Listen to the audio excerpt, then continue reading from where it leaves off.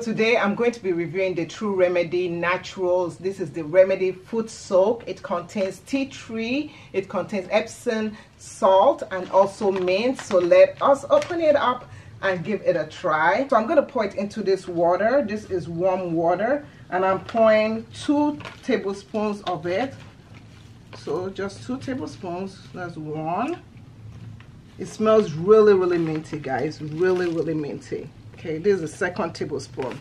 So I'm gonna soak my foot in it. So just put my foot in it, my tired, fatigued foot. It feels really nice. It has tea tree oil, it has peppermint oil, it has Epsom salt, it has menthol and wintergreen oil and like a herbal scent to it. So you're supposed to soak this for 15 to 20 minutes and that should help relieve any pain you have in your foot. And I love it. I think it's such a good relaxing soak and the aroma even relaxes you.